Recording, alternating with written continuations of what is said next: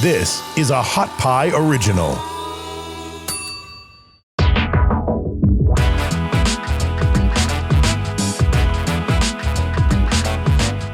Hey, what's up, everybody? Welcome to the DNP-CD Sports Podcast presented by OddsShark. I'm Chad Fisher alongside my co-host, Tony Farmer. Tony, how you doing, brother? Dude, I'm doing awesome today because we're going to talk a little fantasy football. Yeah. Our first time that we're really going deep with fantasy football on a show. Yeah, everyone loves fantasy football, man. Besides me, I guess. I'm not like a huge fantasy, but I'm really looking forward to this interview because I want to learn a little bit about it. People are always asking me to join leagues and stuff like that, so it'd be good to get some information.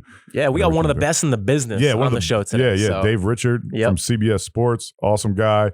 Very, very popular online. He's very well-known guy and has a lot of great information that is definitely going to help people in their fantasy leagues, I think. No doubt about it, man. Before we get to that, though, let's talk a little bit about one of our favorite sponsors, of course, OddsShark. Yeah. They're your source for the latest odds and leading authorities, expert editorial content, the hottest sports news, detailed matchup picks. Looking for statistics and trends for an upcoming game? OddsShark has that too. And the best of all, folks, it's absolutely free. You're crazy not to check them out. They have in-depth expert analysis, odds, and trends to help you make the sharp game day picks. They've got decades of stats in their databases. Their insiders give you takes so hot that they sizzle. They're your one-stop shop for all your odds and info on sports and pop culture events. Yeah, so if you want to get a better understanding of the odds and the math behind the numbers, how the line is set, why the lines move during the week, OddsShark will give you all the tools you need. They're a proven industry powerhouse. OddsShark has info from around the globe, giving you the chance to access the best sports odds on the planet. Whether you want to check out tonight's football odds, this week's hockey or basketball trends, or anything in between, head on over to OddsShark and start thinking like a shark today. Go-to resource, man. We love those guys. And we're going to get into our betting segment presented by OddsShark. And we got this idea from a tweet that OddsShark sent out last week.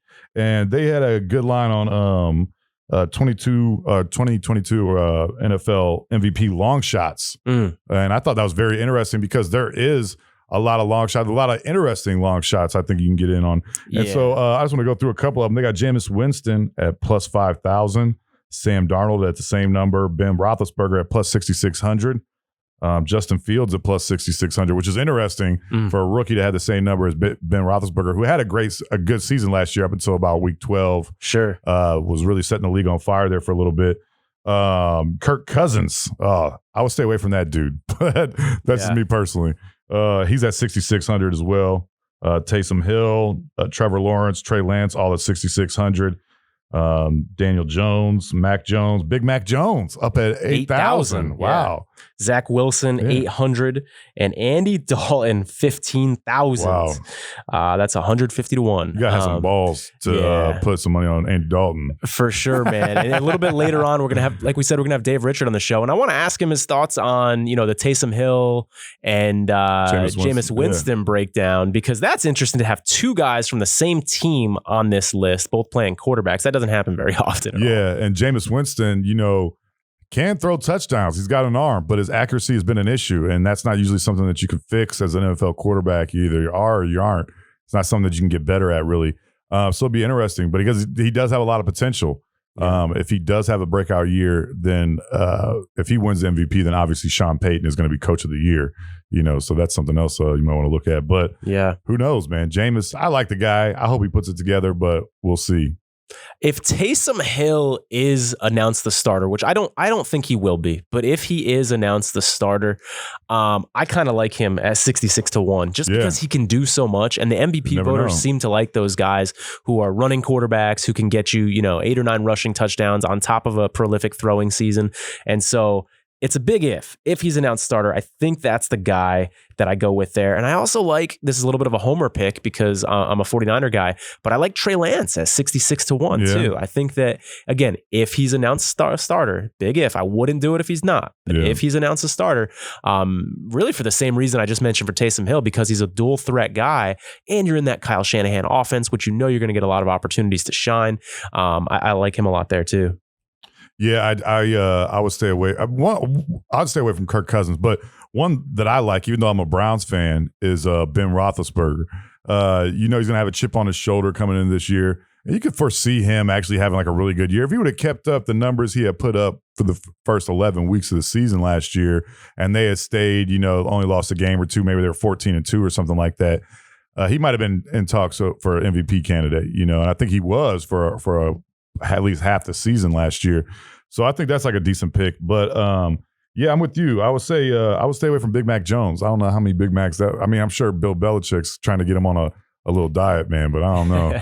Yeah, rookie of the year might be a little more realistic than league MVP for Mac. I'm not putting money down on somebody that looks like they spent an entire summer in a basement gaming and pounding Mountain Dews. You know what I'm saying?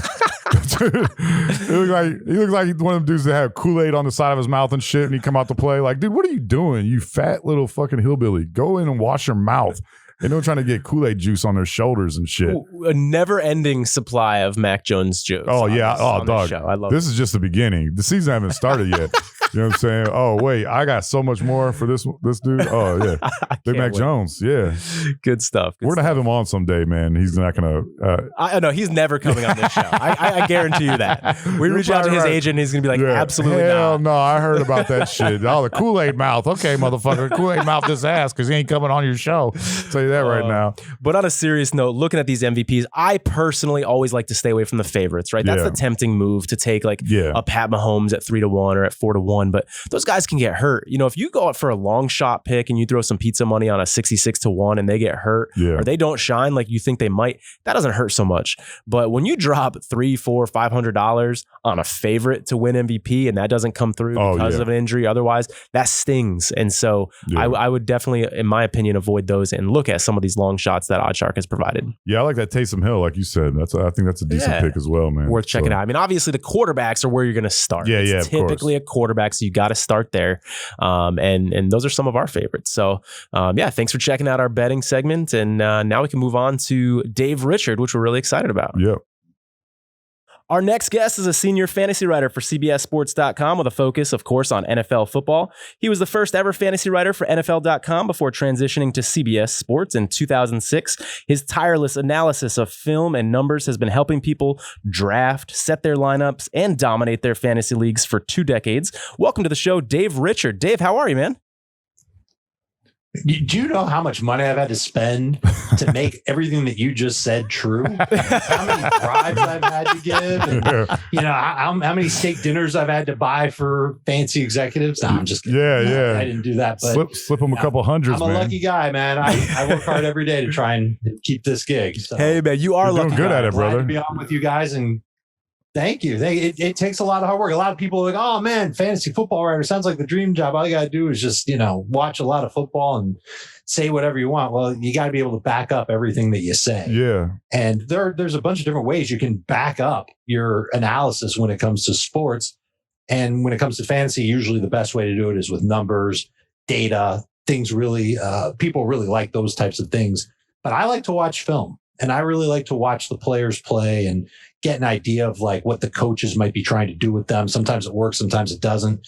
And I always like to look at the schedule. So I'm grading defenses. I just got done with this huge project where I graded like 5 different elements of every defense in the NFL. Wow. Just so I could plunk it into the schedule and tell people which players have a favorable schedule this year, or I believe will have a favorable schedule this year, versus which players are going to have a nightmare schedule, and you might want to think twice about drafting them. It's a whole big project. I'm glad it's done and over with. But that's the type of labor that I'm putting in during the off season to help people win their leagues. Wow, that's really fascinating, because that is so important, because a lot of times that's something that people look over, I think, is if you're going after a big time wide receiver, and if he's going up against 3 of the top 5 cornerbacks in the first half of the season, that's obviously going to affect his trajectory and the numbers he's going to put up. I mean, it depends on the receiver. Obviously. We're talking about somebody like, for example, I've got Kansas City. I do grades for over the balance of the season and also the first 4 weeks. Kansas City has the second toughest projected strength of schedule for wide receivers. Damn, that's a mouthful. I got to work on. It's basically the second toughest early season schedule. Does that mean that you shouldn't draft Tyreek Hill? Hell no. Of course not. Tyreek Hill, and you're going to love it. Yeah. I mean, he's the type of receiver who's just matchup proof because he's so fast and his quarterback is so good. But maybe for a receiver like Kenny Golladay, for example, who's changing teams, changing offenses, different quarterback, and he's got the third toughest schedule to begin the season. Well, maybe you think twice about drafting him, and maybe you don't view him as the type of stud receiver that you might have at this time last year. Take him down a couple positions on the draft board potentially. Yeah. In that example, right? Mm-hmm. Awesome. Yeah, I'm not even sure if he's a top 24 receiver. Oh, wow. So before we get into some numbers and everything like that and what you're looking at, you kind of alluded to it there with your answer. We want to talk about like your career trajectory. A lot of people would love the job that you have writing about fantasy football for CBS. We want to know, like, how did you get to where you are now? How did you work your way up the ladder? And what advice would you have for a college student? How much time do we have? we got all day, brother. Yeah, all day, brother. So I went to college. I went to college with the idea that I was going to be the next great screenwriter. Oh, wow. I loved movies. I loved analyzing movies. I loved writing movies. I took a film class. You know, some kids get a summer job or they go to summer camp. I went to take college credit film courses over the summer when I was a teenager. Wow. I go to Miami and I end up falling in love more with football than I do with motion pictures. And by the time I graduated, I didn't want anything to do with Hollywood. I wanted to go and work in sports or do something with sports. I ended up selling sports memorabilia out of my parents' basement when I was 21 years old. That wasn't really a glamorous job, but I got lucky and got my foot in the door with CBS Sports covering pro wrestling. This is in the heyday of pro wrestling. Nice. In the 2000s. Nice. I'm telling you, I applied for a different job and they saw that I was writing for a wrestling site for free. And they were like, do you know a lot about wrestling? I'm like, hell yeah, I've been watching wrestling since I was 8 years old. They're like, all right, we've got a better job than the one that you applied for. Oh, wow. That's Why awesome. don't you go ahead and go for this one? So I got a better job than I applied for. I went from, living out of my parents' house as a 22-year-old to living on my own in South Florida, back where I went to college, with this job that was giving me more money than I ever thought I'd have at 21 or 22 years. How old was I? I must have been, it was 2000, so I must have been 24. I don't know why I was saying 21 or 22. Came down to Florida within a week of my starting at Sportsline. At the time, it was called Sportsline, CBS Sports now. Everybody knew that I was big on fantasy football and loved football. I became one of the fantasy football guys in the office. Usually you'd say fantasy football nerds, but everybody is a sports fan and plays fantasy in an office that deals with sports. So I was just one of those guys. And when CBS won the rights to produce NFL.com, so the NFL wasn't sure at one point whether or not the internet was going to be a thing. So CBS paid for the right to produce the NFL's website. And I came along with it. They made me a producer for the NFL. I quit wrestling and went to the NFL, and they needed somebody to write about fantasy football. So in addition to all the other stuff that I did, I was ghostwriting for a bunch of analysts at the time. I started writing about fantasy football, and this was 2003. So it was still before fantasy really got big. And 3 years later, CBS was like, you know what, man, we want you to do this for us, not for the NFL.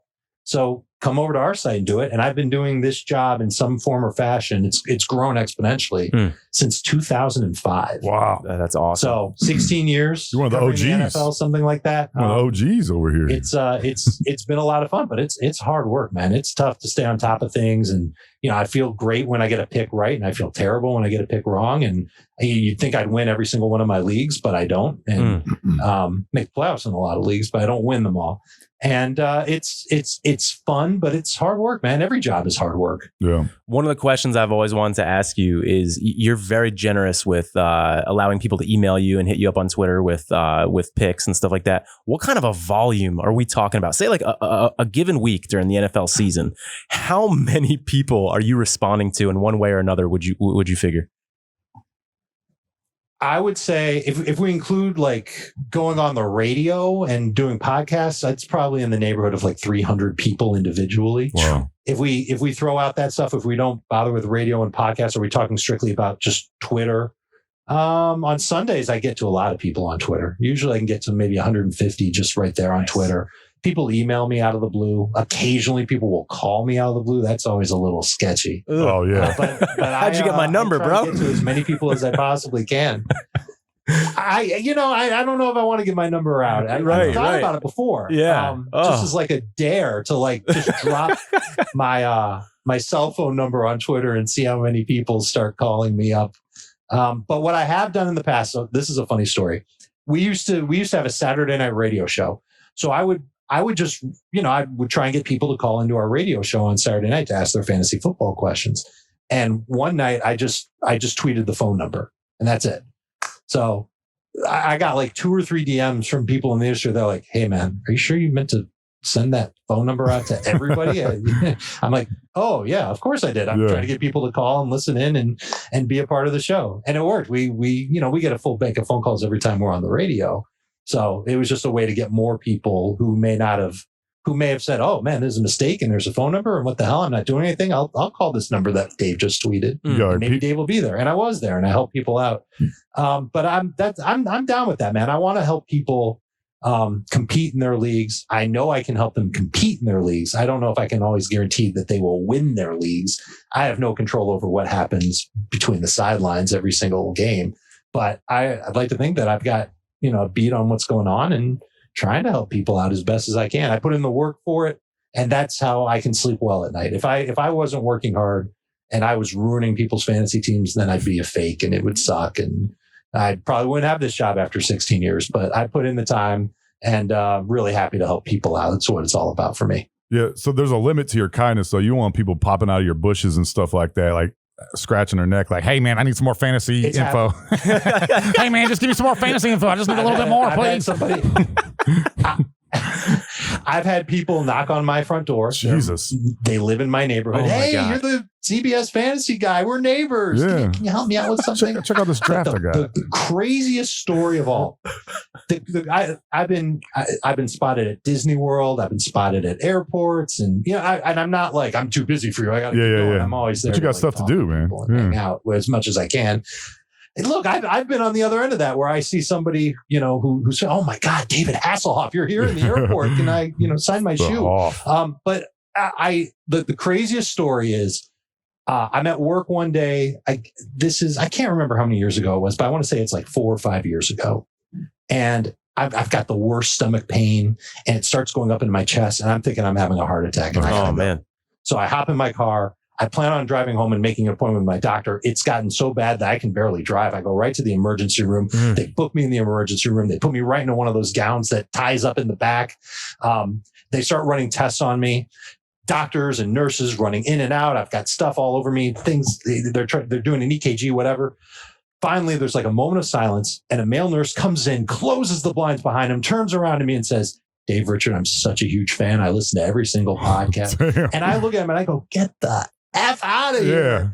I'm, it's my worst moment. I might be dying. And he's telling me about how he's a big fan of mine. It was just, I basically had to eventually be really nice to him. And anytime he asked for fantasy help, I don't know, it's been a while since he's done it, but I was happy to help him, but not in my moment where I might be dying. I'm dying. I'm not going to help you with your fantasy. That's where you draw the limit. I have to draw a line somewhere. You're like, "Hey, get the hell out of here and bring me some pudding back when you come." Or Jello, whatever, either or. I like them both. Juice cups. Yeah. I need a juice cup back here, stat, brother. Dave, I was wondering, man, you give a lot of advice, and you're talking about the volume of how many people you give advice to. And of course, you're not going to be right every time. So if you ever had, I'm sure you have, can you tell us stories about people that have reached out and, "What the heck, you gave me the wrong pick"? How often does that, which is so sad because you're donating your time. It should come with the expectation. You're not going to be right every single time, and stuff happens. How often do you get that negativity? I get that negativity every week, but it's gotten a lot better over the years, which is strange because we're living in an era where there's a lot of negativity on social media. You'd think that people would just come for my head as much as possible, blaming me for their fantasy losses. And there are people who do it, but it used to be, oh my God, we used to have like this feedback form in every single article on CBS Sports where people could email us with, "What are your thoughts? What do you like, dislike? You got a question in here?" All you got to do is just type stuff in. And people would email the worst things to us. It was terrible. And that got shut down. And now there's message boards. We used to have those on the site. So you'd read our whole article and we'd, put our hard work into these articles, and some, slapnut is sitting there at the other side of his computer terminal going, this article sucks. You suck. You're a moron. And they'd spell "you're" wrong. And yeah. Of course. That's they always do that. Yeah. Always. It's crazy. Every time. There's an apostrophe if it's you are. Just remember that. That's hilarious. You're going to be good to We're go. telling grown men Otherwise, this. I don't understand. But I'm a writer. I guess it's a pet peeve. And my mom was a teacher. So it was drilled into me. But now it's like occasionally some people will get on me because I rank low on like the Fantasy Pros accuracy site, which I don't even know what that means. And I don't even think I don't actively participate in that at all. So I don't even know what that's all about. And then sometimes people say, oh yeah, you said that Tyler Higbee was going to have a good year. Well, he sucks now, so you suck too. And I don't know. I used to take some of it really hard, and sometimes I still do. Usually the players that I'm really passionate about and I really feel good about, when they strike out, that's when I'm the one who's low. And anybody could email me or text me or tweet me anything, and it won't even come close to how I feel about it. It really gets me down, man. It's crazy how that works. But for the most part, a lot of people, like if I get 10 negative tweets on a Sunday night, 5 of them are legitimately mean. 3 of them are, man, that really sucked, but hey, it happens. And then the other 2 are just like stuff that's easy to blow off, where like the person on the other end doesn't even make sense when he's trying to rant on me.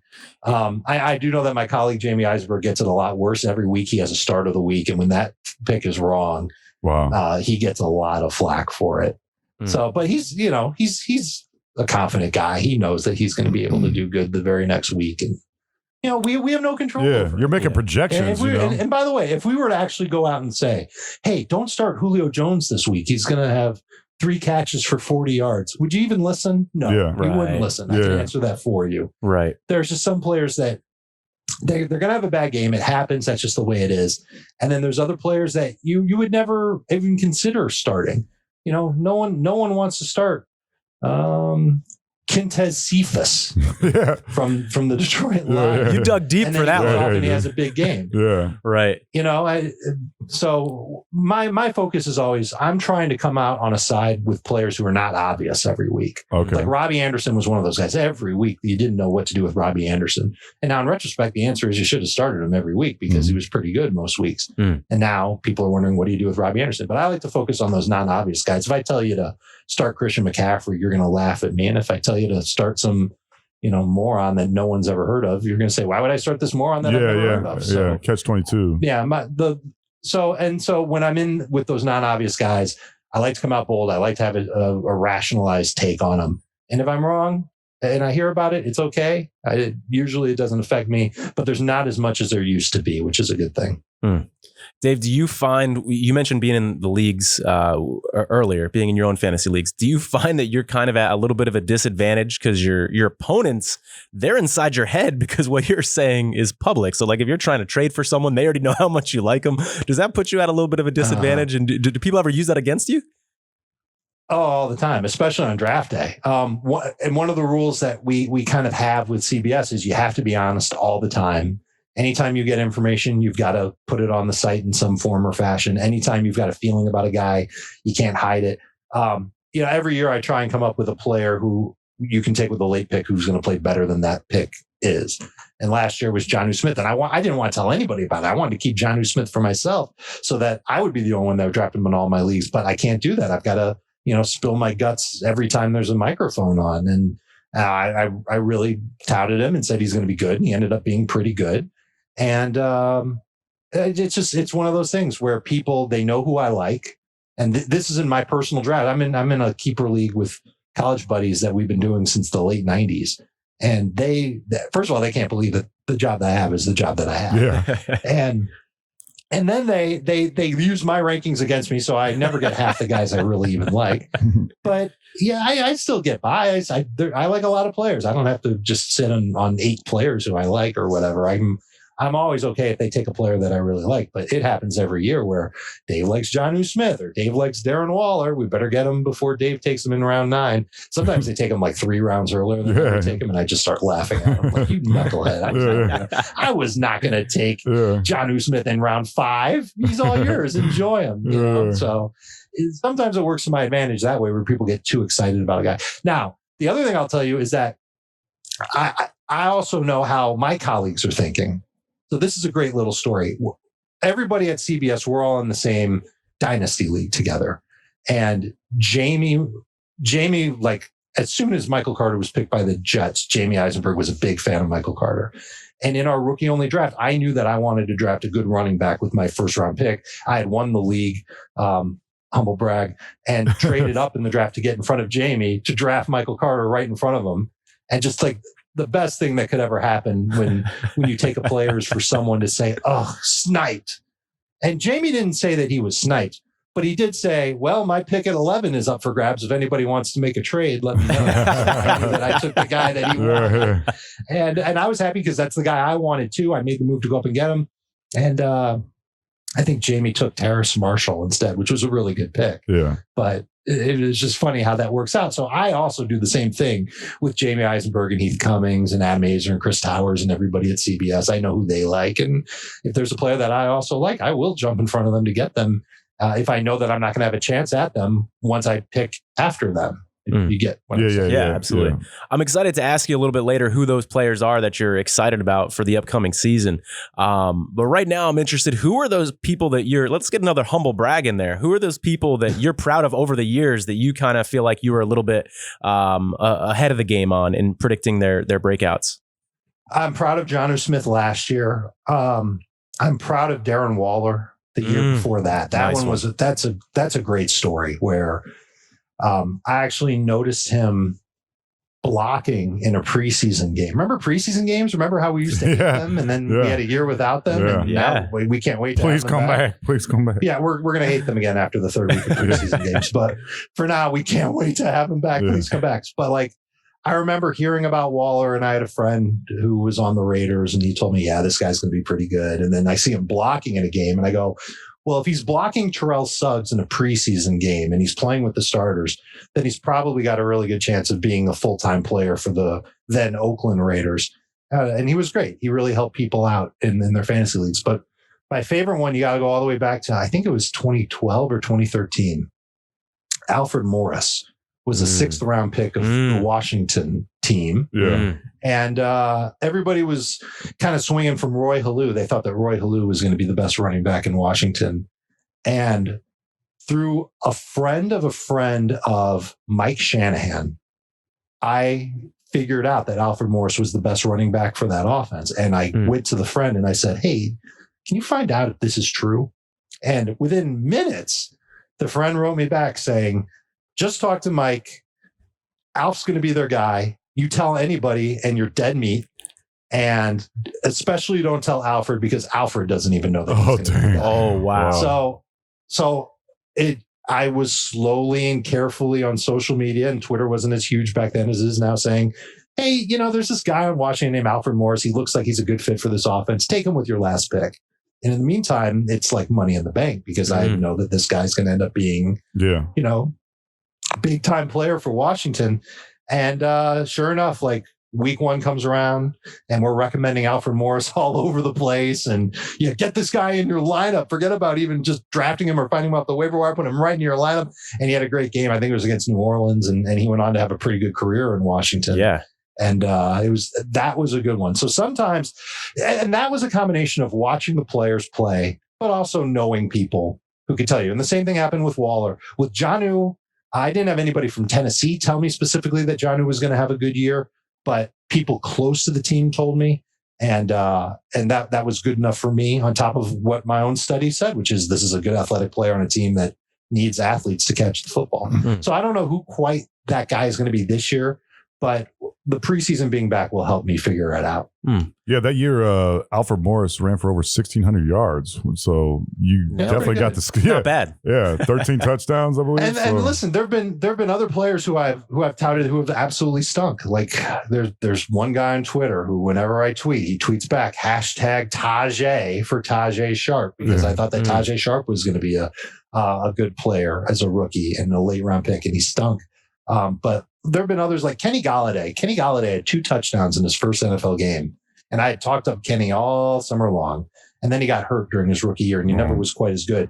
But he's turned out to be a really good receiver. Yeah. So anybody that listened and did pick Galladay in their dynasty drafts, he didn't cost them a first round pick. They were probably happy. Michael Gallup was another one who I thought, and then with Gallup, I actually talked to the offensive coordinator for the Cowboys, and he talked up Gallup quite a bit. He ended up having he's having a nice career. Don't know if he's actually ever going to be as good as he was 2 years ago, but that was another player that we touted. Tyler Eifert when he was a rookie. Mm-hmm. Jay Gruden told me, he's going to be a big part of the offense. You're going to look really smart by saying that he's going to be, a stud for fantasy, and then he wasn't. So there are misses too, but those hits, whenever my rule of thumb is if you can hit on one player from round 7 or later in your draft, you're doing great. Absolutely. If I can help people do that, man, that gets me excited. That's what gets me pumped. That's why I watch the fourth quarter of preseason games, to find that diamond in the rough, to say, okay, go get this guy, late pick. Half of your league doesn't even know who he is, and you're going to end up running away with this thing. And then if you miss, at least you're not at least I'm not saying, go take this unknown player with your second round pick or something like that. You know what I'm saying? Like, I don't want people to do that. It's a late pick. If you mess up, no big deal. It's just a late round pick. And then it's also kind of communal. There's somebody from every league that's getting together on this bandwagon that I'm building, saying, go draft Jonnu Smith, and we all celebrate together when he has a good game in week 1 or whatever. Yeah, that's awesome. So fantasy sports have changed so much over the years. I'm sure like when you started, you were probably getting a lot of this information from box scores and everything like that, and filling out the numbers and everything like that way, and looking at newspapers to get some of this information. So it's changed so much over the years. And where do you see like the future of fantasy sports going? That's a great question. I wonder if the future of fantasy sports is going to involve the players giving their own analysis, which could be dangerous because every player thinks they're going to be great. Yeah. Vernon Davis once told me, I'm going to get 1,000 yards rushing and receiving in the same season. How are you going to do that, Vern? I don't know if that's going to happen. But, players have very, very lofty expectations for themselves. They're all very, very confident in themselves. But I think that we could get to a point where the players start giving analysis in season. Wow. And, a couple of players have podcasts, or they do, live streams. I know that Austin Eckler's been on with you guys. I know that he does all kinds of media in season. Wouldn't surprise me one bit if Austin Eckler started talking about, I've got a game this week, and I think I'm going to get the ball a lot this week. I think I'm going to catch 10 passes this week. And not that anybody's sitting Austin Eckler, but maybe in DFS, they all rush to get him into their lineups for the 1 week matchup. And then he goes out and he gets 10 catches or something like that. I think that could be part of the future, where the players themselves take it upon themselves to talk themselves up. I don't think that they'll ever talk, opponents down. I just think that that's kind of an unwritten rule most of the time in the NFL, where when they're being recorded, that they're not going to say not nice things about other people in the league. But I think that could be part of where it's going. And data, the data just keeps getting more and more interesting. What's the data point we had? Was it?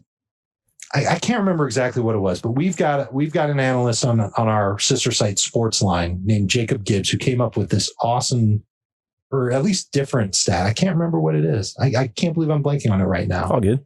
But Jacob came up with an interesting stat that was new. It was fresh to us. Maybe it was, I think it was number of targets per routes run. Oh, wow. Now, when a receiver's on the field and it's going to be a pass, 99% of the time they're running a route, but they don't get targeted every single time. How often do they get targeted when they run a route? Some receivers, it could be as much as like 30% of the time. Well, that's pretty good. But it also, you can also kind of figure out that number to be a positive, just indicated by the number of targets that they get, period. So that that's another interesting stat, but there's stats that come out all the time that make people gravitate towards certain players. Air yards has been one of those stats over the last couple of years. Average depth of target was one that was invented almost 10 years ago by Pro Football Focus. And that one it gives context. Yeah. That's what all these stats do. And they help you make an argument for why a player should be in your lineup or be out of your lineup, be on your team or be on somebody else's team. And we're all trying to work to find those next new data points. In the case of this projected strength of schedule story that I did, that's me coming up with my own data. It's not hard and fast data. Obviously, I can't say that I guarantee that, Washington's defense is going to be the best against quarterbacks this year or whatever they're ranked. But there's proprietary stuff as well that it helps people think and come to some conclusions for how they want to build their team and which players they want to get. Dave, I'm really intrigued by the fact that you're kind of cultivating sources inside organizations. Can you talk about that? I mean, I'd imagine it's a lot harder to do that as a fantasy football guy than a beat writer who's got a press credential and who's in the building every day. And I know you've been around a while. So how have you kind of done that over time? Is it just a friend of a friend? You meet people at social outings and you connect to one person to another? Like, how does that work? It's all the above. There are lots of people who love football, who work in football, and they happen to play fantasy football, and they'll reach out sometimes. And it's not just them. There's a lot of beat writers who love to play fantasy football. And so we'll share information, all the beat writers and I, and, it's basically like a bartering system where, okay, the beat reporter for Team A gives me stuff and he says, okay, what have you heard from Team B or Team C? And I tell them what I've heard from Team B or Team C. And the other fun thing about it is that the stuff that I get from those teams, it's reflected in my rankings. I don't keep that stuff to myself. It's like I told you, I've got to be able to share everything and spill my guts. So when I get that information, I might not tweet, I've been told Logan Thomas is going to be an awesome part of the Washington offense this year, but I might move him up in my rankings 3 or 4 spots. And when you're in your draft and you're looking for someone to take late, Dave's got Logan Thomas ranked 14th or something like that. Maybe I should spend a late pick on him. And he wasn't even the guy that I was signing. I wish I were, because he did better than Johnny Smith last year.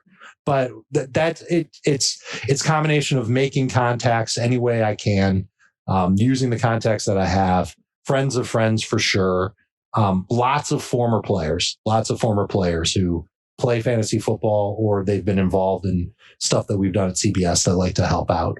So I like to use those guys. I still prefer to come to conclusions on my own rather than be told things. But sometimes I come to the conclusion and then I want to double check them. And the double checking helps me make the right decisions on who to help people draft.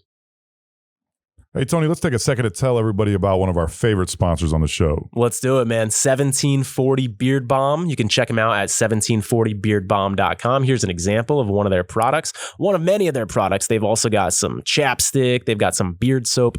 This is the actual beard balm, their signature product. If you guys have a big beard out there, definitely check them out. It's a great grooming tool. And we've also teamed up with them on a cool initiative where if you send to our Twitter or our Facebook or our Instagram a text that made you laugh, sports or otherwise, if we get good ones, we'll read them on the air. We'll send you some free beard balm and a gift card as well. Yeah, check out 1740beardbalm.com. They also got chapstick. They got all kinds. They got beard shampoo and stuff like that. And I know a lot of people that need chapstick. Their lips come up. They come talking to you with their lips looking like they got chalk on them and shit. You gotta put some chapstick on, man. It's gross. That looks nasty. There shouldn't be dust flying off your lips when you talk. Looks like a construction site. Yeah, right? What the hell's wrong with you, man? Come on. I just drove through a dirt field or something when this motherfucker's talking. Your car's full of dust. yeah, that's not necessary, man. So check out 1740beardbalm.com. Another question I've always wanted to ask you, Dave, I'm a big sports betting guy. And so I'm curious, how much do you take into account the numbers that Las Vegas puts out there? So for instance, if an over-under for one game is really high, do you say, that running back or wide receiver has a slightly more chance of getting a touchdown because the guys in Vegas are saying that? Or do you kind of not pay attention to that as much? Well, I kind of think it's obvious information. And we know that the numbers in Vegas are based mostly on public perception. So when there's a game between two teams that score a lot of points, like that Chiefs-Rams game in Mexico City way back when, you knew that everybody was going to pound the over on that game, and it worked out just great for everybody who did.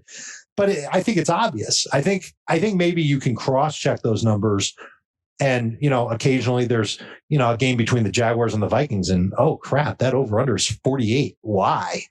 What's going on with that line? And so maybe when I see something like that, something that looks out of the ordinary, I'll look for reasons why it might be that way. And then I can implement that into my studying for that game for the week. That's really the thing that I find more often is there always seem to be 2 or 3 fishing lines that Vegas puts out every week. Yep. Yeah. Where it's like a team that's 0-3 is suddenly a 2.5 point favorite over a team that's 2-1, something like that. And it makes me think, well, Vegas wants people to bet the 2-1 team because they're getting points, and it's probably not going to work out very well for them. So I always like to kind of go against those teams and take the 0-3, in this example, the 0-3 team that's a favorite. And then find the players on the team that would make sense to benefit in fantasy. Yeah, I couldn't agree more. I call those trap games, and you're right, man. It never fails. Every single week, there's 1 or 2 of those, and I don't have any numbers to back this up, but my gut tells me it seems like 75 or 80% of the time those traps hit for Vegas and don't hit for the public. It really does seem that way. They are very good at what they do, so it's pretty easy to take advantage. Absolutely. Absolutely. Hey, man, getting into this upcoming season, who are those guys? This is what I think a lot of our listeners are curious. Who are those sleepers? Who are those under the radar guys that you're high on this year that other people might not be so high on yet? Okay. Well, first of all, it feels like there aren't many under the radar players because everybody's on top of news. Everybody's digesting news faster than they ever have before. Good point. So I'll name players who I like that I think you can get at a depressed value on draft day. I like it. That's perfect. Okay. So I'll start with quarterbacks, and I don't know how much longer this is going to last, but when we were doing our mock drafts, Ryan Tannehill was like an afterthought. No one was looking at Ryan Tannehill, and now that he's got Julio Jones, I think he's got to be pushed up quite a bit. He's a top 12 fantasy quarterback, but if you're getting him in round 8 or round 9, I think that's exceptional value. I think he's got a chance to be a top 5 type of fantasy quarterback, but I don't have to rank it that way. And I don't think anybody has to draft him that way. There are a lot of really good running quarterbacks and quarterbacks in general. And I think Tannehill is a little bit of both of those. And having Julio Jones to throw to, I think is going to make him amazing. I love the idea of getting Tannehill, who, by the way, has a very, very favorable early schedule. Like, do not be surprised in the least if Tannehill, A.J. Brown, Julio Jones, Derrick Henry all have huge starts to the season. You can go look at Tennessee's schedule later. It's amazing, but it does get harder. And when their schedule gets harder, the Rams' schedule gets easier. Ooh. The Rams' schedule is very tough to begin the year. They've got the Bears, the Colts, the Bucks. Those are tough defenses. I think they're going to make it a little bit hard on Stafford, who's just going to be getting acclimated to this new offense. But by week 4 on, I expect the Rams players to be outstanding. So one of the moves that I like making in a draft, if I can't get a quarterback at value that I really love, and say like Dak Prescott in round 6 or something like that, I mean, we're talking about a really good value on one of those top quarterbacks, I'm going to get Stafford and Tannehill. And I think I'm going to have to get Tannehill first now, just because he's going to be more popular than Stafford. And I might have to take them with back-to-back picks. And it might be like round 8, round 9, round 10, something like that. But those 2 guys are going to be my quarterbacks. Nice. I like I'll that. pair them throughout the year. If it comes to pass in San Francisco that Trey Lance ends up being the best quarterback, or the starting quarterback, I should say, he would be the best quarterback if he's starting.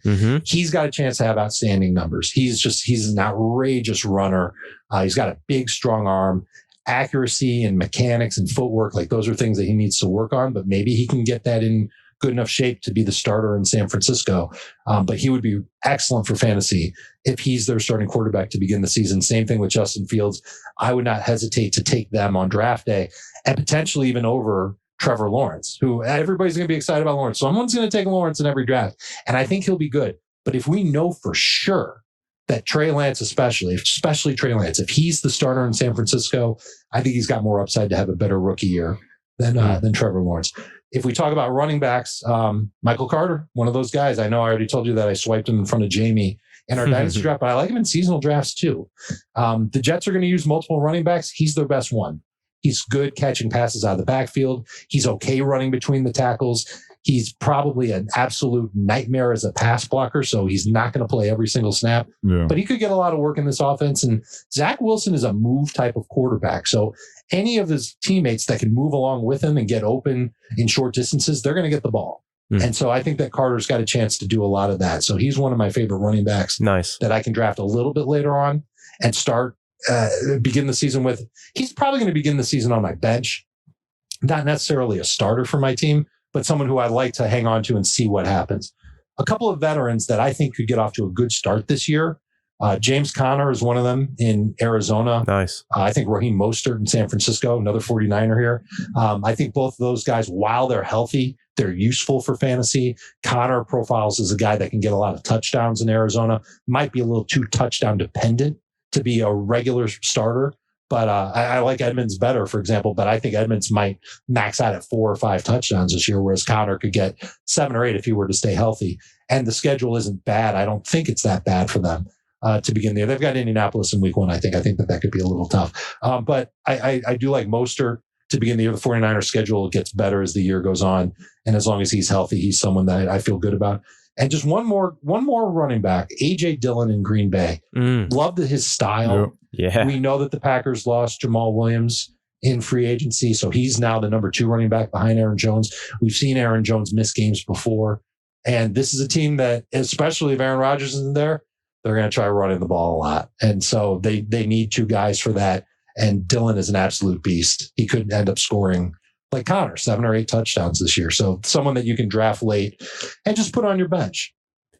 If you want to move to wide receivers next, and I'll just give you names here. I don't know if you want me to get into like the details on all these guys or not. Dude, this is awesome. Dude, inject this into my veins. This is awesome, man. Hook me up to an IV and inject this into my veins. In Chicago. Okay. I inject Darnell Mooney onto your fantasy bench. I think he's going to have some big boom weeks. Nice. And so he's the type of receiver that you're not going to be sure exactly when you want to start him. But as number 3 receivers go, when they've got high upside, no matter who they play, you'll find ways to get them in your lineup. And I think Mooney can be one of those guys. Paris Campbell has been one of my muses for a long time. I've loved him since his days at Ohio State. And it's the slot receiver for Indianapolis. As long as he stays healthy, I think he's got a shot at being a PPR dynamo. Could have a floor of 12 PPR points per game, 6 catches per week.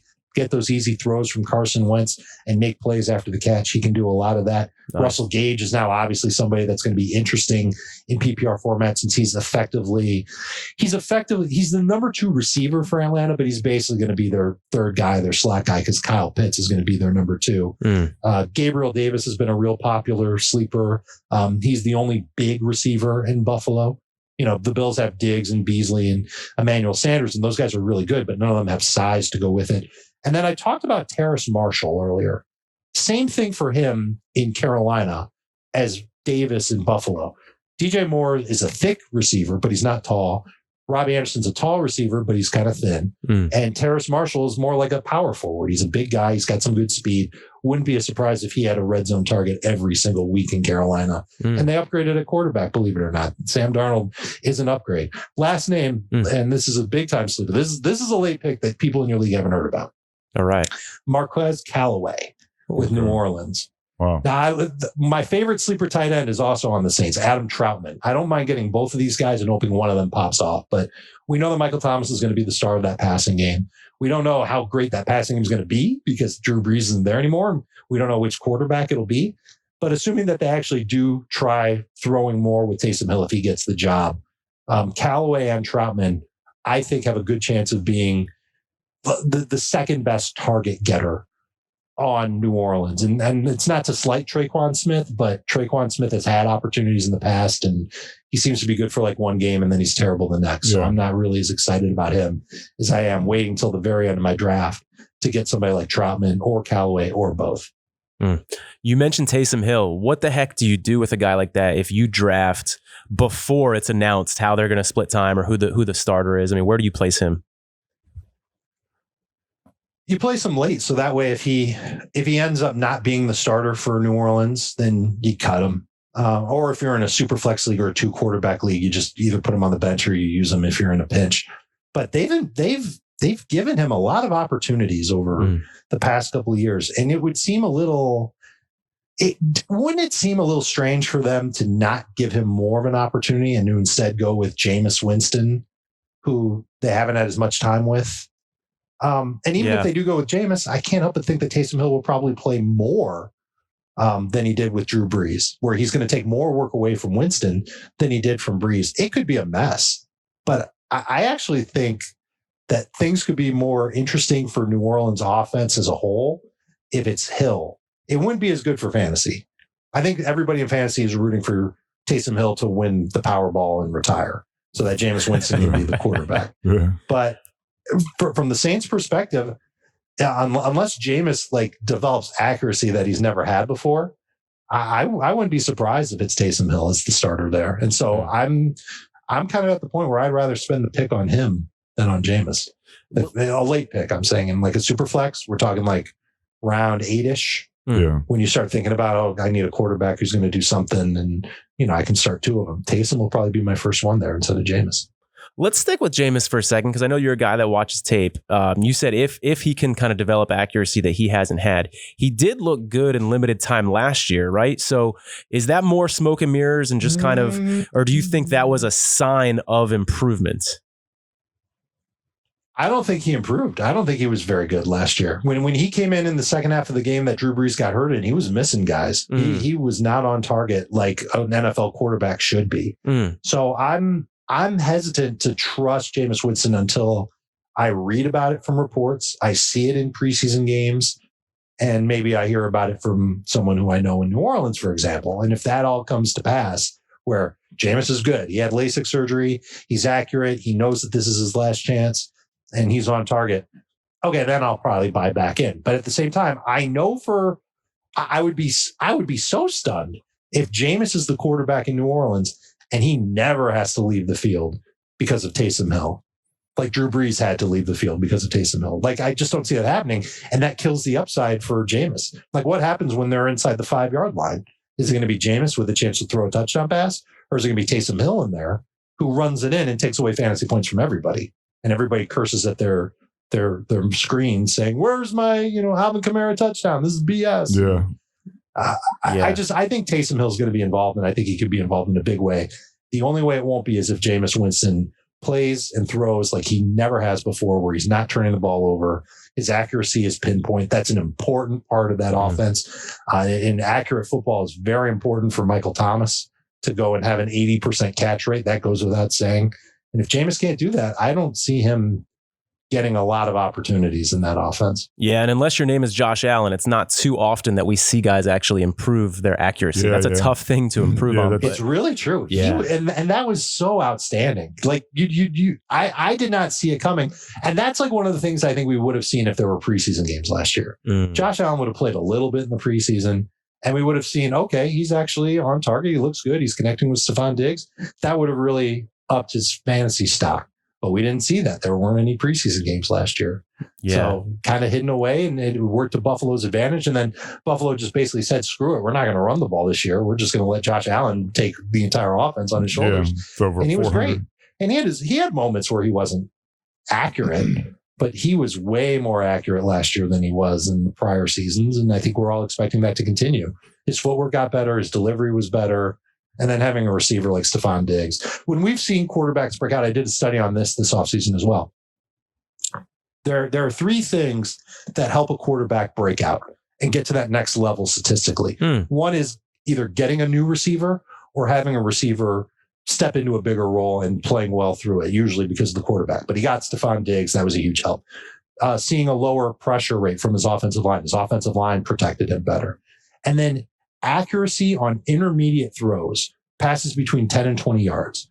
Though that accuracy, if that goes up, the player is going to break out, because every quarterback can throw it short, 0 to 9 yards. If you're in the NFL, you better be able to throw an accurate pass 9 yards or closer from the line of scrimmage.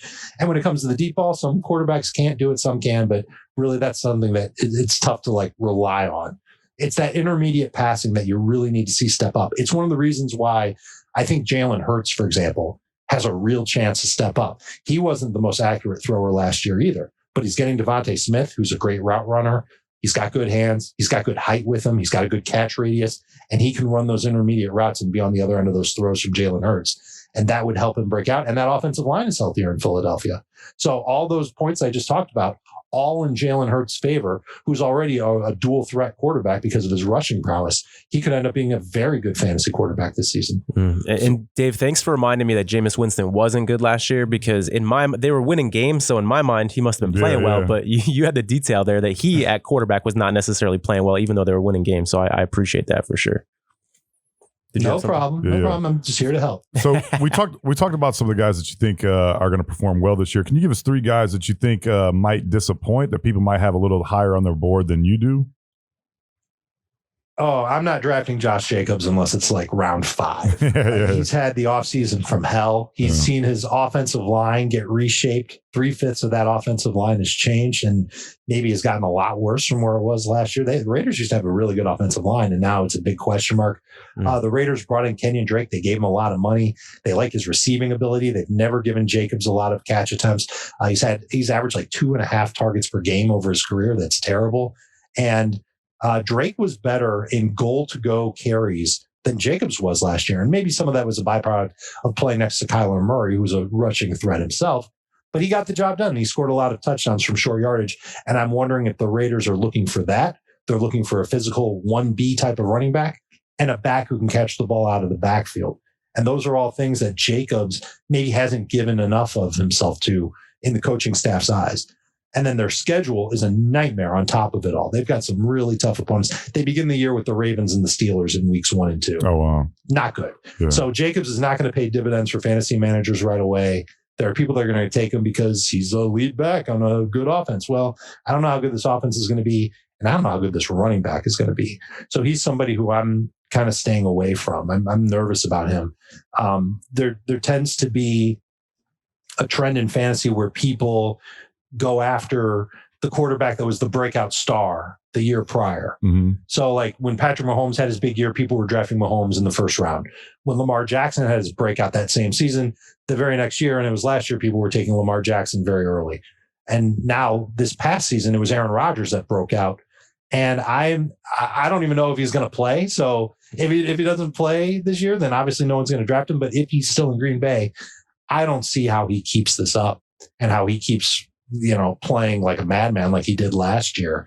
The years prior to last year, he was very average. He was an okay fantasy quarterback, but he wasn't top 3 or anything close to it. So he's somebody that I'm probably not going to draft a lot of this year.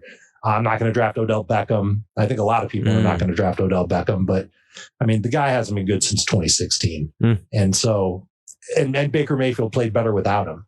And my guess is that if he's healthy and playing in Cleveland, they're going to say to him, look, man, we're not going to give you the targets that you're going to want. You're just going to have to take on this role. You're still the number 1 outside receiver for the Browns, but Cleveland has clearly got a great offensive line and a great run game, and they got to keep Baker happy and comfortable. So they've got to mold that offense to be Baker-centric and not to placate Odell like they might have done before. So Beckham's another player who I'm probably not going to see a lot of on draft day. Kenny Golladay is another one who makes me nervous. Anybody that's got a Houston Texans logo on their helmet. Anybody. That team looks like it's about to be an absolute like sinkhole for fantasy production. There are people that are going to love drafting Brandon Cooks because the Texans are going to be playing from behind.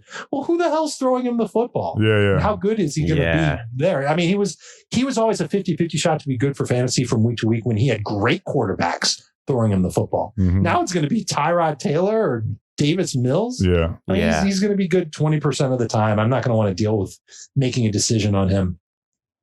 So the other one, the very last one that I'm a little nervous about saying is everybody in the Bengals passing game. And I love Joe Burrow, but their schedule is tough.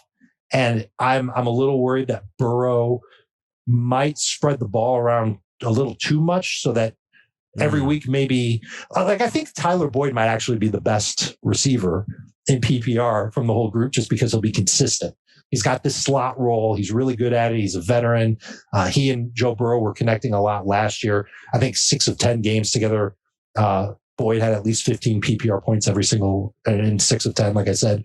And that was when he was throwing deep to AJ Green, and AJ Green was doing nothing with it as well. But Chase is a rookie. We'll see how quickly he adapts. T. Higgins is now going to be the number 2 receiver there. I feel like every week there will be like 1, maybe 2 receivers in Cincinnati that have good fantasy weeks, and you're not going to know which one it's going to be from week to week. And I'm not sure that Burrow will be so productive and hyper productive that he'll be able to deliver for fantasy managers every single week, especially because that offensive line, I just don't think it's going to be as improved as it could be in Cincinnati. Dave, as people are preparing for their drafts, how is this season unique to other seasons in terms of depth at certain positions or maybe shallowness at certain positions compared to others? It's deep everywhere except tight end. I think we're really deep at running back this year. It's the first time in a while that it's been this deep, but I think fantasy managers are going to react to that by drafting a lot of running backs early. And I've heard people make the case for, well, you should go the other way and just draft a lot of tight ends and wide receivers early. But the running backs that are going to be left on the draft board by the time you get to round 5, it's going to make you puke in your shoe. You're not going to want to draft Melvin Gordon or, guys like that. Myles Gaskin, who might be okay. Mike Davis might be okay. But I mean, I wouldn't pass up the chance of getting some of these unbelievable running backs, from Cam Akers to Antonio Gibson to Najee Harris, who I'm really starting to buy into as a first round pick. Nice. I wouldn't pass up on those guys when everybody else in your league is doing the exact same thing. They're not going to pass up on them. So it's almost like you've got to get your piece of the pie while the rest of your league is getting theirs too. And it just so happens that wide receiver is, my God, like it's super deep. Like I'm easily able to put Kenny Galladay outside of my top 24 because there are so many other receivers who you can make the case for having a top 24 type of a season. So receiver is going to be deep. When you get to round 5, if you need a receiver, you're going to be in good shape. If you need a tight end, you might be in okay shape. If you need a quarterback, you'll be in good shape. And if you need a running back, you're going to want to kill yourself because it's not going to be pretty at all. Yeah. And quarterback has always been deep. I would say there's probably around 16 quarterbacks that I would say are good enough to start this year. So my plan in my fantasy drafts as of now is I'm going to spend my first 3 picks on running backs or maybe one of the stud tight ends if I feel like the value is fair. Yeah. Like if I'm last pick of round 1 and I've got those back-to-back picks and no one takes Travis Kelce, I'm going to take a running back in Travis Kelce. And I'm going to lock up that tight end position and have an advantage over the rest of my league there. But I also don't mind if I start my draft with 3 running backs and I've got that position triple covered and I can just go and hammer wide receivers and other positions as the draft unfolds. Because I really think there's not going to be a lot of exciting running backs to take once you get to round 5. There'll be rookies. Like I mentioned Carter and Trey Sermon will be an interesting pick. He'll be popular because he's on the Niners. And I mentioned running backs that can get you off to a good start, like Mostert and James Conner. I think that as long as you load up on at least 2 running backs early on, you'll feel okay taking the rest of those guys. And so we're going to let you go here in a second, brother. But I want to know, what is your philosophy when it comes? Obviously, it depends on what type of league you're in and everything like that. But what are some of the pillars that you look for when you're getting ready to go into your draft for one of your leagues? Well, I got to make sure I've got a 6-pack, ice cold. There you go. Right next to A me couple of, what you mean, just one? Need 2 of them bitches. Well, yeah, I'm a lightweight. I got to make sure that there's good Wi-Fi in the draft room. Oh, yeah, good call. I always want to know really simple stuff like what's the scoring system in this league? Is it a PPR league? How many points for a passing touchdown? Are there any other quirks that I need to know about, any other bonuses that might affect how I go about putting my team together in this league? Everybody should want to do that. And then the thing that I just talked about, knowing which positions are deep, which positions are thin, knowing where my breaking points are at each position. Like I told you, there's like 16 quarterbacks I'd feel good starting week 1 right away as my starter. Mm-hmm. There's probably only 19 running backs that I feel really okay with as a starting RB1 or 2 for my team. So I'm going to try and get as many of those guys as I possibly can before I'm stuck picking from guys that might be benched by week 3 and a waste of a pick. And I know that receivers deep. And my overall philosophy on receiver is that I can go to the waiver wire and find somebody who's got a chance to give you 15 PPR points every single week. There's going to be somebody. Yeah. So I don't like investing too much into wide receiver. And then tight end, when I'm looking for a tight end, I want a tight end. If it's not a stud like Kelce or Waller or Kittle or what Hawkinson, Mark Andrews, and Kyle Pitts could be, I just want a tight end that has a chance to score every week or maybe get you 70 total yards, like a 4-catch, 70-yard stat line. Yeah. That's what I'm looking for at tight end. That's a pillar there. Yeah. I like it. And Dave, you said that you're ready to have your 6-pack with you on draft day. I hope you like the hard stuff too, because we're actually going to send you a bottle of Still Austin whiskey. This is one of our sponsors. They're really good to us. Oh, awesome. And so I want to reach out to you after this, ask you for your mailing address. And that's why, so that we can send you a bottle of this, just to thank you so much for coming on the show. And so we know where to go. Dude, if amazing. We know what house to show up to in case our fantasy league blows up. And we have you to blame. I'm gonna be the guy outside the bushes. It'll make it a little bit easier for me to take. Yeah, for sure. Awesome. This was awesome, Dave. We really appreciate you coming on, man. This was like so much fun to get to talk to you and pick your brain and everything. We had a lot of fun, and I hope you did as well. Yeah. Anything else, Tony? I did want to ask you real quick before we let you go, Dave, thoughts on Austin Eckler's upcoming season. It looks like the Chargers have improved their offensive line a little bit. What's your outlook on him, a friend of the show? It's a huge help that his offensive line got upgraded. And I also like the direction of the offense now that they've changed coaches. Let me just open up my running back notes on Eckler. He missed 6 games last year. He still averaged over 15 PPR points per game. That's always a really good thing. He averaged 5.4 catches per game. I think that has a chance to go up. We've seen it before. I mean, obviously, the way that they've used Austin Eckler in LA in the past has been as a pass catcher out of the backfield. I think that's going to continue. I think the coaching staff that's in place now wants to utilize Eckler to his strengths, but they're going to find another running back to go with him. So the one issue that I've got with Austin Eckler is just how many carries is he going to get inside the 3-yard line? He's been replaced in those spots before. Usually it was because Melvin Gordon was there, and Melvin was a good back in short yardage situations. This year, who are the guys on the Chargers depth chart that could replace Eckler there? There's Justin Jackson. There's Larry Roundtree, who's a rookie. He's kind of interesting. Joshua Kelly, last year's rookie. I'm curious to see how that plays out in training camp in the preseason, because I do think that is the one area where Eckler loses a little bit of value, and that sinks him a little bit in non-PPR leagues. But in those leagues where catches count, and you know that Austin's going to get a bunch of them, absolutely. I think that having the offensive line protect both him and Justin Herbert, who's throwing him the passes, is a positive. And I can't see a way where he doesn't have an outlook for 100 total yards every single week. Awesome. You're putting the vulture warning out there for Austin Eckler potentially. And we've seen it before. Let me see if I've got it in my notes. How many times he's had short yardage goal line. 2020, he was 11 of 16 converting downs of 3 yards or fewer anywhere on the field. So we're talking about like 3rd and 2 from the 35-yard line. Yeah, Austin can convert those. He only got 1 goal line try all of 2020. That's crazy, considering how well he is. He was 2 for 6 on goal line tries in 2019, and he had a fumble on one of the ones where he didn't score. Awesome. So this is an area that he needs to work on a little bit, and it also might be an area where the Chargers don't want him to work on him or work on it. They'd rather just go with somebody who's a little more physical. That makes sense. Yeah. Hey, thank you so much for the insight. Yeah, this was awesome. So you can check them out. Go to cbssports.com/fantasy/football to check out some of the information he has on there. You can also give him a follow on Twitter. It's at Dave Richard on Twitter. Give him a follow because he's got some awesome information on there. I was combing through it last night and the night before, and it's awesome. You know, if you're gonna get in some fantasy leagues, you got to go check out Dave and see what he's got to say, man. Yeah, let Dave do the work for you. Yeah, he's doing a lot of the heavy lifting, so you can benefit from all this crazy information that he has, man. You'd be stupid not to go over there and check it out and use that as another bullet in your chamber for your fantasy league. Absolutely. And do you prefer the drichard@cbs.com or Twitter for people to reach out and ask questions?